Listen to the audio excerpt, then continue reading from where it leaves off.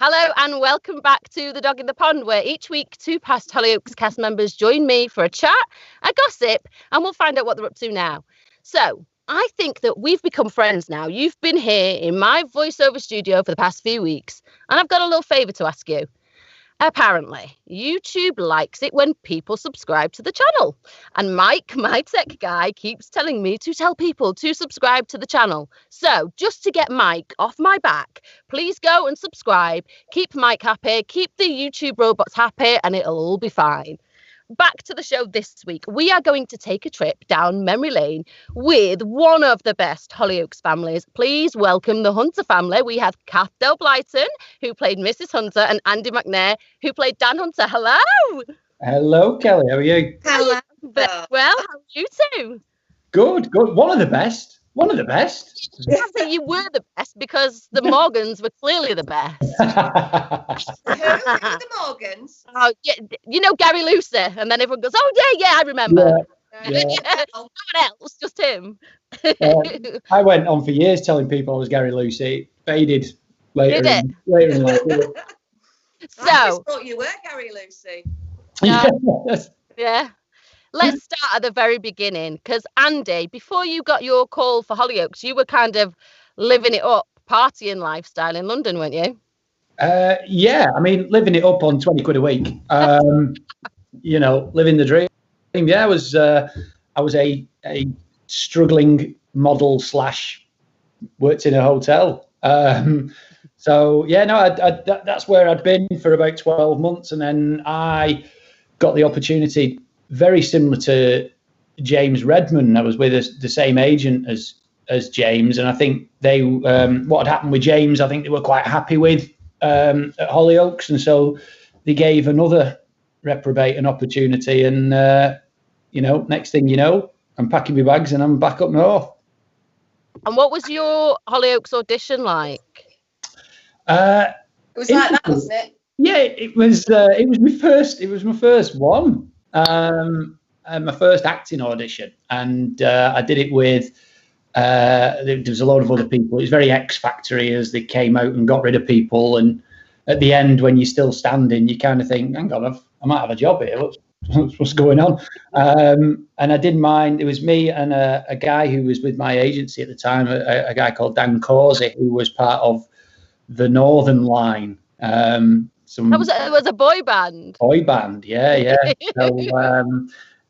So you kind of think, they're going to get to this bloody boy bander, aren't they? And then, no, I ended up, like I say, got through the first round of auditions, got called back for the second, and got to audition with Gemma Atkinson, and that was it. It was obviously great chemistry. She was an annoying little sister, and that was it. We started, me, Gemma, and John Graham Davies. Big John. So did you come in later, Kath, than the others? Yeah, I came in about the same time as Alex, I think. You did? Was I just after Alex? No. You auditioned with Alex, didn't you? I don't know, because I think the storyline was I was looking for Ellie. I was like traipsing around Europe looking for Ellie. So I think I possibly came in slightly later than Alex, but I auditioned with Alex, Gemma, and John. Yeah. You nearly didn't go for your audition. I didn't want to go. I didn't want to be in Hollyoaks. Why? That's awful. Yeah. What an audition. I don't know. I don't know. My mate said I had to go for the interview, so I went and I sat there. I didn't talk to anybody. I was really grumpy. I hid behind a magazine. There was about 30 women of all different shapes and sizes and ages. And then I was saying, by the time it got down to the last two, they did that X Factor thing. You can stay and you can go. And it was like, I thought, oh, shit, this is a competition. I got to win this competition now. So by the time it got down to two, I really wanted it. So you only wanted it because you wanted to win. Yeah, damn right. Do you remember there was that glass wall, that sort of like a fishbowl that we all sat in when we interviewed? Oh, God. It was crammed full of people. Yeah. It's a really weird way of interviewing, but there you go. So. And so your time on Hollyoaks, I'm sure there was some very funny moments on set. But Andy, you and particularly another actor, Marcus, Who did Marcus play? Fireman. I've forgotten his name. Ben Davies. Yeah. You two were known for being a little bit cheeky on set. Cheeky, yeah. Marcus definitely. Marcus could get away with it. He had one of them, like, the blonde kind of good-looking surf thing. There was no shit going to stick to that boy ever. I think the thing is, though, with Hollyoaks, we were all fairly young when we joined, and all of a sudden you were. I know you're doing that face, Kath, but you. And I was very immature. No, we spoke about this. It never actually felt like there was like grown-ups and kids. We all just felt like we were mates, regardless of where people were from or their age. So we all just used to like. It was like a university. I never went to uni, and I imagine that's what uni's like. You do a bit of learning, and you enjoy. Yeah, I did both. I went to uni as well as Hollyoaks, so I'm really clever. You've never had a proper job, have you? What did you study at uni? What do you think? Theatre. Engineering. Theatre, darling. That's where I learned how to drink, and I carried that on throughout my entire career. So when you say we were all young, I mean, are you including John Graham Davis in that? Oh, John was the sensible one, though, wasn't he? He was the one that looked after us, because at the time I remember there wasn't like the 12-hour rule where you had to have a break between. The union man, yeah. Yeah, he absolutely. He stood up for us, though, whether you agree with his politics or any of that. He really did stand up for people and say, if you've been working till midnight, they can't really get you back in at 6 o'clock in the morning. And he was the one that kind of really tried to, because it wasn't like, I imagine now, there's a lot that's different. There's more rules that have been brought in. But certainly then, although saying that, had there been social media around then, we'd have all been, we'd have never worked again in any field whatsoever. I'd be serving 8 to 12. I don't even think, that wouldn't have been good for anyone. Thank God there was no camera phones or yeah, it's making me hot just thinking about it. And you know what? And it's not. The thing is, I'm thinking about other people, and I'm thanking God for their reputations, and they've got bad reputations. They would have been worse. They've got bad reputations. Wow. So, okay, if we can't talk about too many of the stories off set, what about the on-set ones? Because I know, Kath, you had a really interesting storyline with a boat capsized.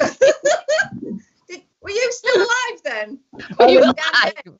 I think I'd gone down in a blaze of glory before that. I remember you died on Christmas Eve, and we were over it by Boxing Day. No. Soaps quick. We did this thing where we had to. It was like a big stunt in those days, capsizing a boat. So we had to have injections and all sorts. It's a freezing day. I don't know where we went. Lee Otway, I'm sure he'll watch this.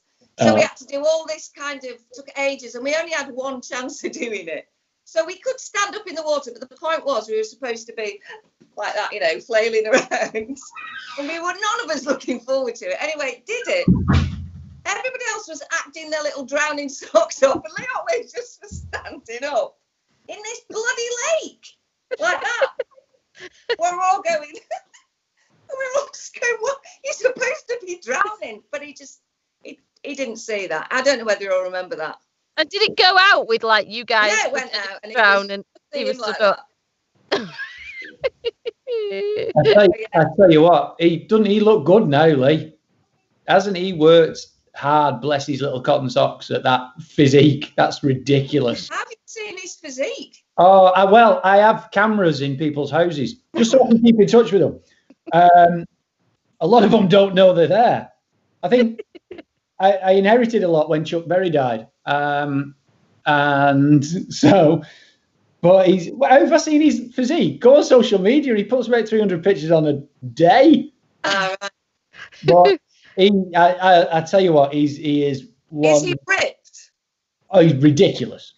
Yeah. I mean, ridiculous. I might have to stop following him on social media.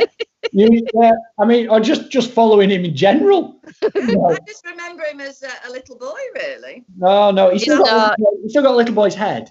And a man's body. He's A little bit, yeah. But he's got Mr. Incredible's body, and he's. But no, bless him. He was one of them, weren't he? He was just such a. You could never get angry at him, even if.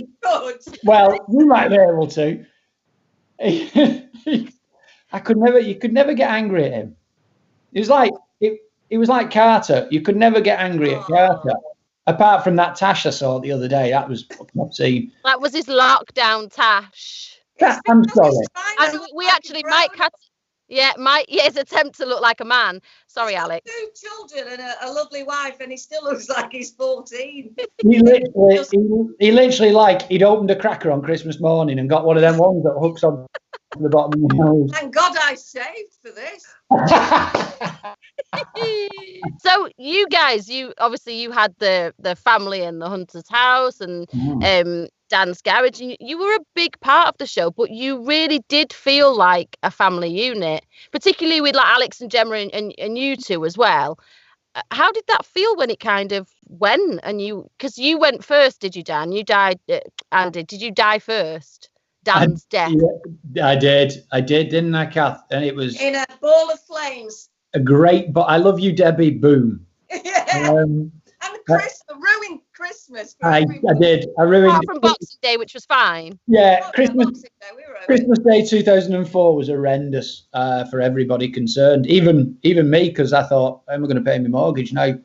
But I don't know. I mean, Kath will, I don't know, hopefully back me up on that. But I think we just had a really good unit, didn't we, Kath? I think we really did. We absolutely. But we sort of still.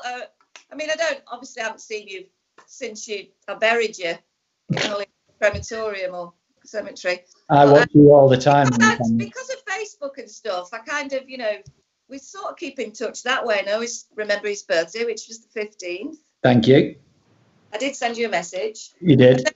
Yeah, still in touch with Jem and Alex and John on, not so much, but on sort of text and Christmas cards and stuff. Yeah, it was a special time, really, I think, for some strange reason. Well, I think the strange thing was, Kath, I mean, let's be honest, you're not old enough to be my mum for a kickoff. And probably am. How old are you now? I'm 41 now. Oh, thank God you're in your 40s. I thought it never happened. Is that your telly age? Yeah. That's me real age. Thank God for Botox. Well, I'm old enough. I didn't realise I was going to have 4 children when I got the job. I thought there was only 2, and then they said, oh, no, there's 3, and then they went, oh, there's Ellie. Yeah. And I was like, God, I'm only 36. 4 grown-up teenagers. I mean, started young. That is it. I mean, I know I'm 5 years older than you were when you started that. And that's ridiculous. I mean, John was 72, 73 when he started. And to be honest, I think, like you said, no matter how old Alex gets, he will be a little man-child. Yeah. Man-child. He used to wind him up about being a man-child. I think for me, it's the fact that you've all got children. You've suddenly, I feel like you've overtaken me in the maturity stakes. Well, did you see Alex and Gemma's show? There was like no maturity in that show at all. Why are you little people having children? You're not old enough to have children. Babies having babies. It's the way of the world, Kath. Babies having babies. I knew I'd forgot to do something. I mean, you've got your little dog. Exactly. The thing is with kids, people get really frustrated when you leave them in a cage, or when you leave them in the car when you go in the shop, even if you leave the window down a crack so they can breathe properly. You can't put them in a kennels when you go on holiday. You've got to take little shits with you. It's difficult, Kath. So you've made the right decision. Yeah. To be honest. Andy, how old are your 2? 35 and 34. No, I've got Tabitha's 8, and I know, Kath. And Jasper is 2. No, he's 3 in November. Wow. Everyone say, you know what it's like. The they're amazing people. And the thing is, Take after their mum, yeah. oh God, yeah. Thank God for that. Man, you know, Jasper does drink heavily and get in fights a lot. He's a bit of a bugger at nursery. And I bet it's Marcus's fault, isn't it? Absolutely Marcus's fault. I mean, Jasper looks like Marcus, which is a bit weird, but I mean, we'll have words about that. Yeah, it was a very loving time. I remember, you know, share and share alike. You know what? Do you remember? Do you remember my leaving do? Do you remember my leaving do? We're not talking about that. I'm not going to name She's names. going. She's gone. I'm not going to name names, but on so many levels there was. We can't talk about that. I got a phone call. So me and Rebecca were living at. Making me really sweat. It's either HRT's not working or I'm not going to bring you into this. So my leaving do at the Yes, I remember it very well. So one of my mates tried to chat Kath up, and then he got that pissed he fell and smacked all his face on the floor. Oh, I don't remember that. Yeah, you know, I mean, we should have known that the hotel was a bad idea because, again, I think it was Nick Pickard phoned me up. I was getting ready at home, and Nick phoned me up because I was very selfish. I had it at a restaurant near where I lived. Your friend's restaurant. Yeah, my mate's restaurant. I thought if I'm going to tell someone up, I'm going to tell a mate up. And Nick phoned me up. He went, the fucking hell have you booked us in here? I'm like, well, it's lovely. It's just off the motorway. He said, there's a sign behind reception that says, we apologise for the smell of tar. I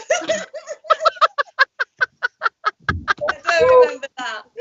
You're in the north. Every so often they give a good coating of bitumen. Shut up. Get on with it. Get to the restaurant and enjoy yourself. Didn't we have it like wasn't there a disco in the restaurant? We did. Disco. We did. I had a dance off with Chris. Oh my God, gone Chris blank. Fountain. Chris Fountain, and Chris Fountain's a proper dancer, isn't he? Yeah. And silly boy, Andy, silly boy.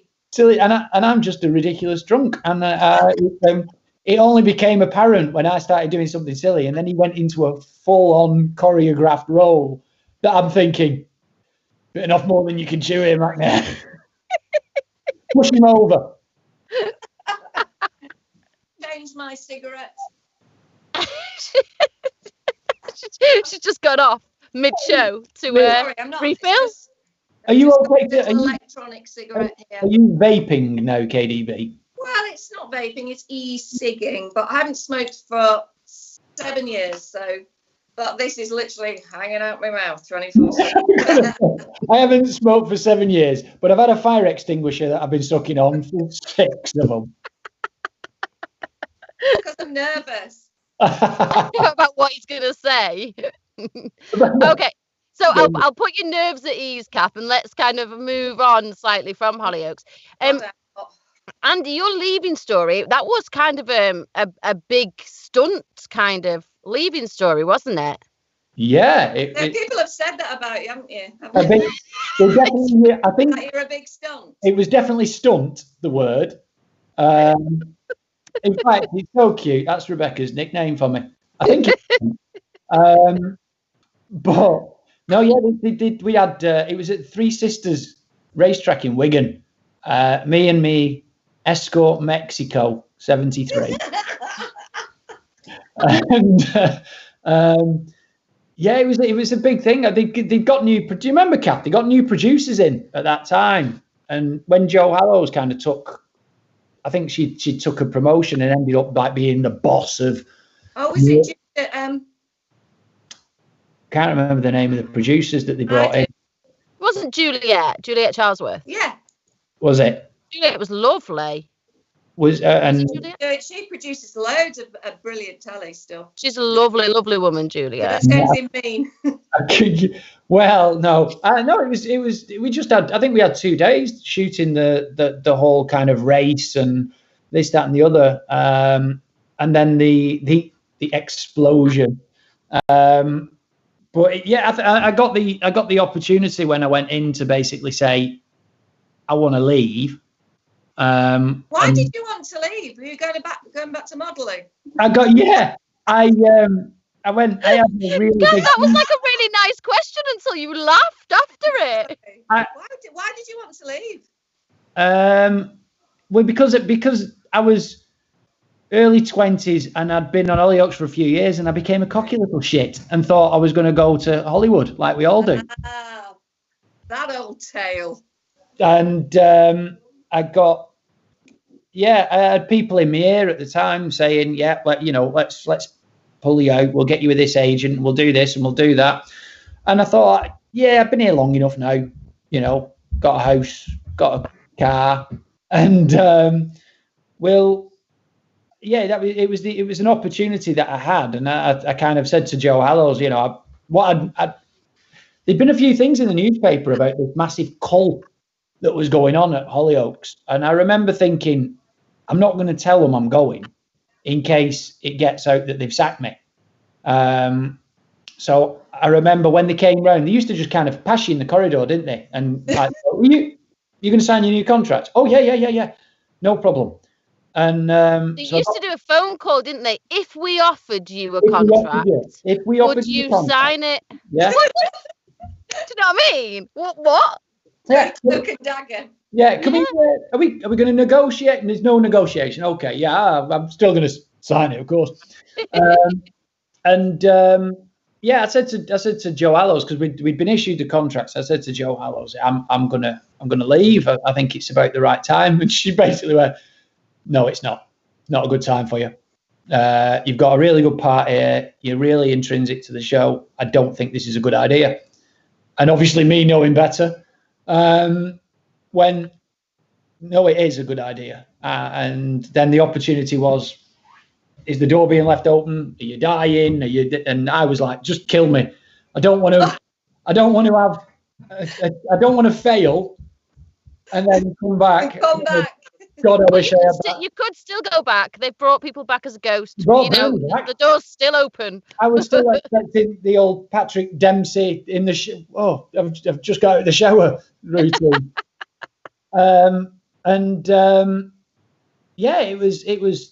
It was bizarre because it kind of happened we did the scenes in I think it was about October, November time, and then they aired it was Christmas Eve, wasn't it, Kat? Yeah. Brilliant. I went, and I kind of remember thinking, great, new opportunity, new this, that, and the other. And then 6 months later thinking, oh, fucking hell, what have I done? I wish I'd saved money for my tax bill. Yeah. Well, that's not quite true, because you did kind of go over to America, didn't you? And you did do a really fantastic show out there. I ended up. That was porn, Kelly. We don't talk about that. Oh, right. Sorry. I always talk about porn. Come on. Yeah. It would be a bit weird you watching your son in porn, though, Kat. My real son. Oh, is he not? Doesn't count. Hey, it's a sad state of affairs when you're on. Did you go and do something really successful in America? No, I went and did the Tudors. We shot that in Ireland. Oh, was that in Ireland? Okay. But you didn't go to America. And ended up after I'd done the Tudors, because obviously everyone in the Tudors were like was that famous crisp drama? Yeah. Everyone there was kind of pretty well known. And then it kind of at the end of the season, it was like, oh, we're all off. Like, we're going to LA. We'll go and do another job, and we'll go. And I was thinking, I wonder if I've got enough air miles to get to LA. Can I get that on a DVD or a VHS tape? You can stream it. I believe it. Surely you can now. Well, I've just had a check through from Equity, so it's just shown itself again in Spain. So nice. Get yourself out there, sign a few autographs, open a few clubs. I'm going to dig that bad boy out. And it's on, and Mrs. is shouting from there, it's on Netflix. So obviously. There you go. So anyone that's watching and they need a Dan Hunter fix can go and watch it on Netflix. But wasn't Max Brown was in it? Max played Edward Seymour. Max was my older brother in it, which was brilliant. And who was Max in Hollyoaks? I've forgotten his name. Christian. Yes. So yeah, he Max has done really well. I mean, Yeah. he's in the Downton Abbey film and all sorts. He's done really well. I mean, I don't think he is. You what? I can't picture him. Very, very attractive, tall, handsome. He looks good enough to look like my brother. Not twins, then. No, no, he was like the Danny DeVito to my Schwarzenegger. But he basically went on to do. He started earlier than me in the Tudors, because when I turned up, I was on holiday when I got the gig for the Tudors, and I got a phone call basically saying you got to fly to Ireland, and so all right, so I flew to Ireland. Turns up, my missus stayed obviously in Barbados, as you do, and when I got there, oh my gosh, yeah, sorry. I've just been googling it. He's googling it.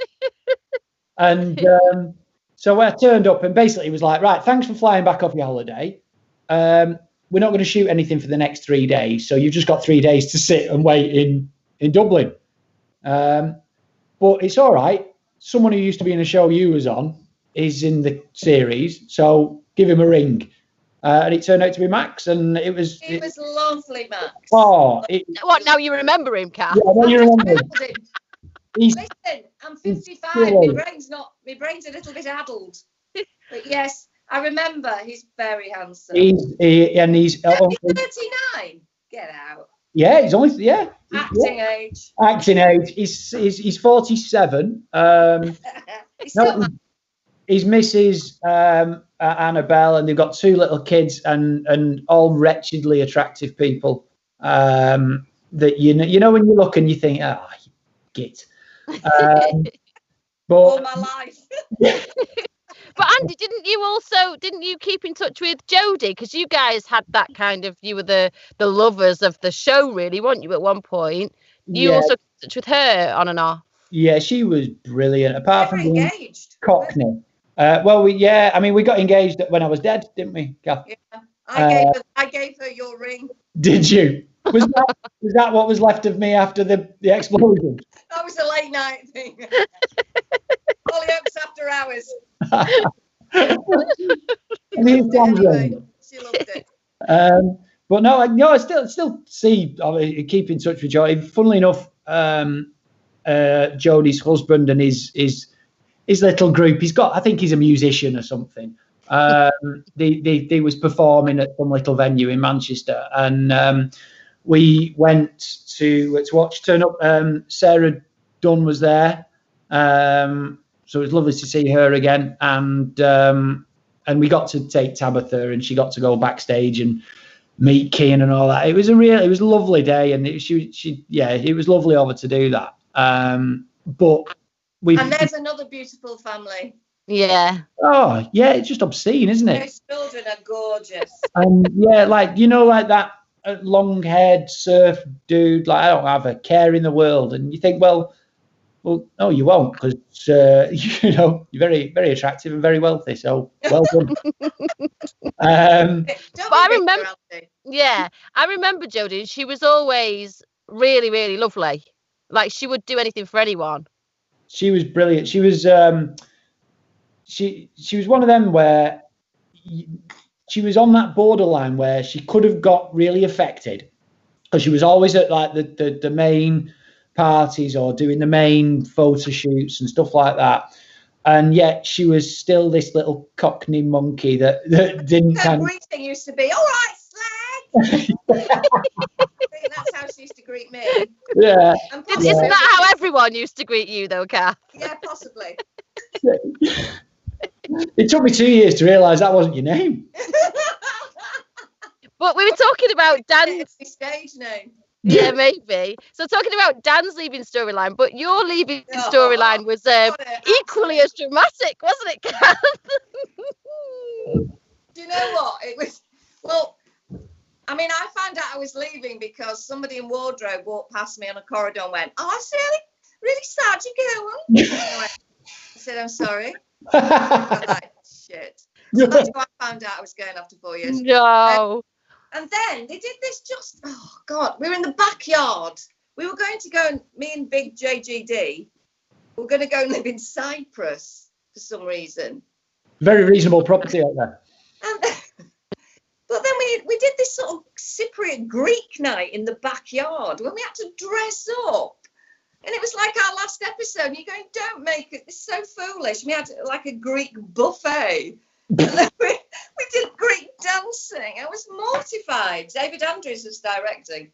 Oh, what a shit way to leave. Oh no, Kath, I can absolutely beat that, because I think they realised very quickly that they'd kind of said that I was going and then forgot to write anything in. And so in 2 episodes, Zara decided that she was going to go and help with people after the tsunami. And me and Alex got in a car and drove off. Well, me and Big John was on the motorbike, so. wow. Well, I was in a sidecar. No, was he in the sidecar? And I was That's hilarious. If he was, we absolutely need to find that. You'd have had to have got a tin opener to get him out. Because somebody had to be hypnotised to get on the motorbike. Am I just? Wow. Was this like the first draft? Have I had too much fizzy water? Something like that. Somebody had to be hypnotised. Maybe it was Sally Hunter, the shunter. I bet it was Shunter. Shunter needed hypnotist. Yeah. And then we just went to Greece Cyprus on a motorbike. So there you go. And that's possibly where they still are. Yep. Yeah. Living the absolute dream. Yeah, it'd be interesting to see where they all are now. I can imagine. Well, not Dan. He's under, isn't he? Unless he's survived like weight. The only bit of Dan that survived, by all account, was his ring. So that was horrendous. In a pickling jar just outside Bury. And Kath, we can't talk about you and your acting without mentioning the stuff that you did after Hollyoaks, and one of the big ones, which was amazing. This Is England. Oh wow! Yeah. That was a good job. That was a very exciting job. Tell us. No, you can't leave it. No. You can't just say that. Well, I was doing it. I met Shane because I did a series of adverts. I did like 5 or 6 adverts with him, which he directed, and then I was doing a play. I was doing A Nightingale Sang in Stoke, and I got an interview for that, and it just happened that it worked out quite well that I was able to do it. Yeah, it was brilliant. I loved it. So I did. Did I do 3? Was there 3? 86. I'll be honest. There was 3 of them. Yeah, so I did 3 of those. And the last one they did, I was in Emmerdale, and I was a bit worried that they weren't going to let me out, but they did. They let me out to do the last one. So yeah, brilliant. Yeah, it was good. An amazing experience, because you never get to work like that. Was there a lot of ad-libbing going on in that? It's all ad-libbing. Yeah. And there's a script, but it just kind of throws that away and changes it and takes you to one side and says, this is what I want you to try and, do this. But for me, because I'd learned to know all my lines, hit my mark, not overlap, all those things I literally had to unlearn. Wow. So I found it really hard to I was thinking, they're all overlapping. It'd been the easiest job in the world for me, that. But yeah, it was amazing. Yeah, it was good. I enjoyed it. How long have you been on Emmerdale now? Apparently 7 years. Wow. Or I'm in my 7th year. Yeah, I don't know how that happened. Wow. Oh. And is it very different to your time on Hollyoaks? I'm not as drunk as often. I don't stay up all night. What's the point? I love it, obviously, because I wouldn't have done it for this long, but it is different because Hollyoaks was a very young crowd. So everybody's kind of free, sort of socially free to kind of go for a drink after work and go into town at weekends. Whereas obviously here the age is a bit high, and people have got families, and so yeah, it's socially, unless there's a big do, it's not as kind of insane as Hollyoaks. But yeah, I do love it. And because I'm from up here, because I live in London, ironically, just moved to London, then got this job, planning. So, yeah. But luckily I'm from up here, I've got family here. So if you're going to live away from home, you might as well live somewhere you know. Yeah. So yeah, no, it's good. I feel very lucky, especially in these difficult times when so many actors and freelancers and, all that are screwed. So, and you're back filming now, are you? Yeah, I've been back for 2 weeks. Wow. And how's that? They're being very strict. It's all one way and it's all smaller crews and the 2 meter rule. There's 2 meter poles where they make sure you're not kind of in each other's faces, and they're really obeying all the guidelines and making it safe for everybody. And even though the wonderful Boris is now, we're not getting into this, are we? No, we're not, because we're on 2 different sides, as we know, but we respect each other. I'm not. I'll just point out, I'm not on his side. I'm on a different side to Kath, but I'm not. We'll move on. I think we should. You never talk politics with friends. Number 1 rule. No. But because I think he's relaxing, going now it's 1 meter and then it's going to be 2 inches or whatever. They're going to stick with. We're going to stick with this for at least another 4 months. So. I think that's sensible. Yeah. Really sensible. Because it's just going to take one person to fall ill, and then they're going to have to close down again. And yeah. So yeah, they're being very sensible and taking care of everybody. So. And so McNair, you're not acting anymore, are you? What do you mean anymore? She's on form tonight, isn't she? Yeah, she's had. I tell you what, I said I wasn't going to drink, but okay. Pineapple full of Daz and water. What is in that pineapple? Sparkling water. Yeah. Sorry, I didn't mean to interrupt. What's going on with the sparkling water? What else is in there? So when you're not acting anymore, McNair, but you've completely changed careers and now super successful in what you're doing now. Super success. I mean, sure. Yeah. No, I stopped acting in before Hollyoaks, wasn't it? The day I walked in on set to Hollyoaks. I think it's it was that old Harry Enfield thing, is it? Know your limits. And I got to the point where I was thinking, you're actually not as good as you think you are at this, Andrew. You need to do something else. And, you were very good. And no, I think I got that crash was brilliant. I was that Christmas Day episode, Kath. I was mega in it, weren't I? You're on fire, literally. Literally on fire. I to be honest, I had a really good run. I loved Hollyoaks, and then the Tudors was just the most amazing job I think I could have had. I got very, very lucky with that, and then it got to the point where Tabitha was born, and I wasn't picking up on jobs that I was expecting to get, or and for one reason or another, and it got to the point where I thought, I have no control here. I have no control. I'm waiting for a phone to ring.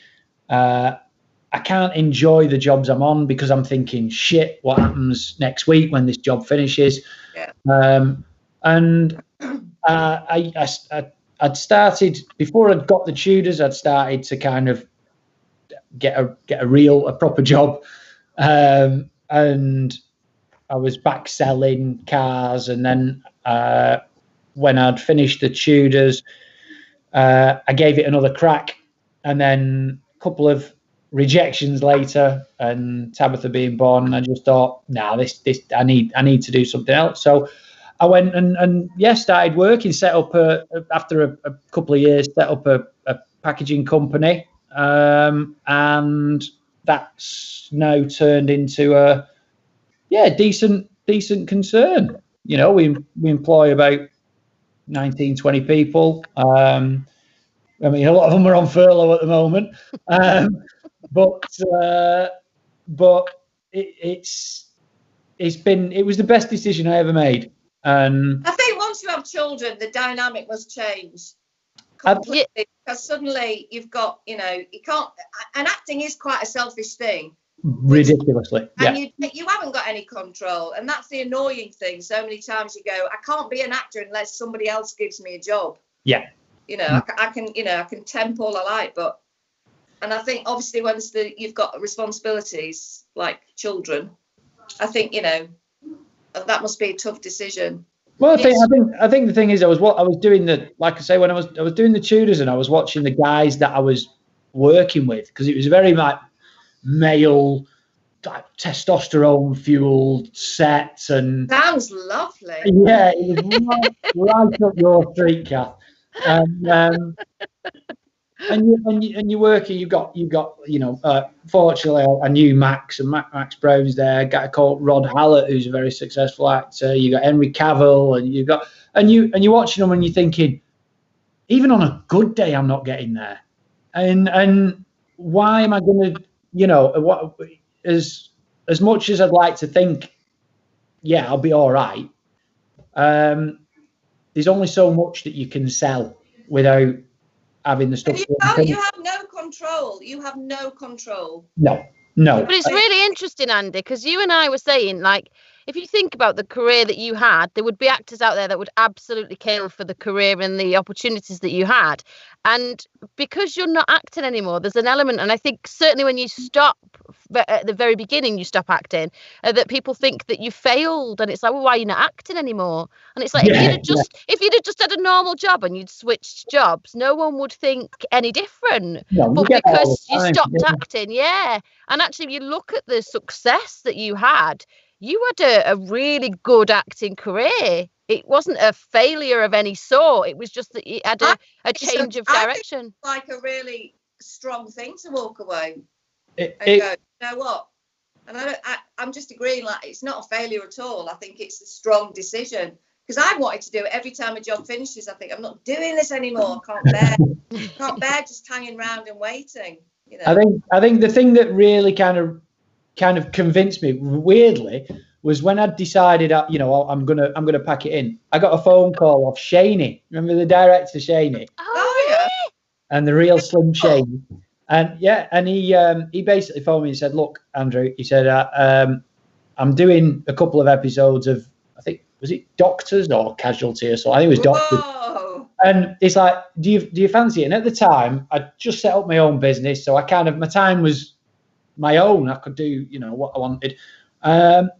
And he said, "I've got," and this was a bit weird, because he said, "Look, it's just an episode about these four guys who live together, the four students. I just need someone, because the three of them are really young, new actors.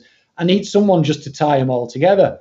And I'm thinking, storyline. And I'm thinking, it's a bit of S&M. I'm up for that. Young actors, welcome to my trailer.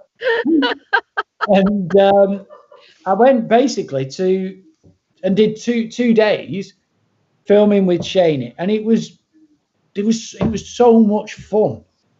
I weren't worried whether I missed my cue. I weren't worried whether, if I had a job next week. I wasn't worried about anything. I just enjoyed it, and because there was no pressure. No pressure, and you had a job to. Yeah. The director was a mate. He made it abundantly clear that I was getting the job. I still had to go and do the audition, but he made it abundantly clear. Turn up, don't fall over pissed, and you've got it. Which must have been really difficult for you. Not turn up pissed. Yeah. It was. He made it an early morning interview. You just stayed up all night. Yeah. And it was just fun. It was fun. And whereas 5 years before that, when I got an audition for Doctor, it was like, oh, come on, give me a break. And I think when your livelihood depends on it, the pressure is too great. It is. It really is. And you don't enjoy it. No. You don't enjoy. I love seeing actors, no matter what level they're at, when you look at them and you go, you love this. You love, like, George Clooney, you watch him and you go, you love the fact that you're George Clooney. you love that. And that's what it should be. You should look at someone and go, I want to watch you because I know that you love the fact that you are who you are or what you're doing. And a lot of actors can't be like that because they're fucking terrified of, if I lose this job, what do I do? Yeah. And it got to the point for me where, you know what, it's been a massive part of my life, and I would hope that sometime in the future that if I'm in a position where I can sell the business and I've got a few quid in the bank and I can do what I want to do, you know what, go back, learn a bit, and have a go at it again. But do it for the fact that I want to do it, and the fact that I want to enjoy it, and the fact that I'm not going to go, bloody hell, an advert that I'm shooting in Wigan for 3 days. Oh, I'm above that. He likes to stay local, doesn't he? Yeah. I've been on Rightmove. I'm looking at a new house in Wigan. But no, just do it. But listen, you've got those children to put through university, so you know. Yeah. University. I'm putting the buggers through school. You got to pay for school nowadays. Little shit. Well, you don't have to, you know. No, you don't have to. Only if you go to posh school, you have to. You keep mentioning these northern towns, but we all know who the real Andy McNair is with his private school. Right, I've finished this bottle, so.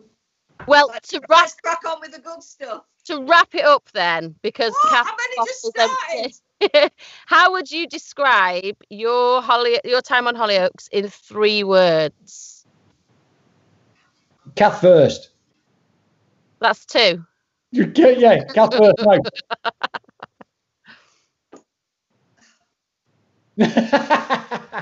We're all going to need another bottle. No, I can't do it in 3 words. Sorry. Okay, do it in a sentence. I just think it was a very happy time. Learnt loads, made lifelong friends. I don't know. It just felt like you. I mean, even though I'd already been to university, it did feel like there was. It just felt like we were all in it together, and it was I learnt stacks and just made some wonderful friends that I'll know forever. So. What about you, Andy? Yeah, it is hard. 3 words. Has anyone? Is too hard. Does anyone give you a 3-word answer? I think Bernie and Matt might have done, actually. Well, they would do that, bloody Bernie. They played along. They played the game beautifully. Yeah. Go on then. You can have a sentence or a paragraph like KDB if you need to. 3 words describing my Hollyoaks adventure was bloody hell, really? Brilliant. Yeah. I thought you were going to say I was pissed. Yeah, maybe. Another drink, please. It wasn't me. There you go. Thank you both so much for coming on. I really appreciate it. It's been lovely to see you. And we'll speak to you again very soon. We are planning a Hollyoaks reunion. So we'll let you know where it is. I'd love to see you all. Like behind closed doors. When we're allowed to hug, though. No social media, no camera phones. Yeah. Yeah, everyone have to put the phone in a box before they come in. I'm going to make a few quid videoing you all. Never mind. Thank you so much, and I'll speak to you soon. All right. See you. Thank you. Bye. Thanks for watching, guys, and we will see you next week, 8:30 Thursday on YouTube at The Dog in the Pond.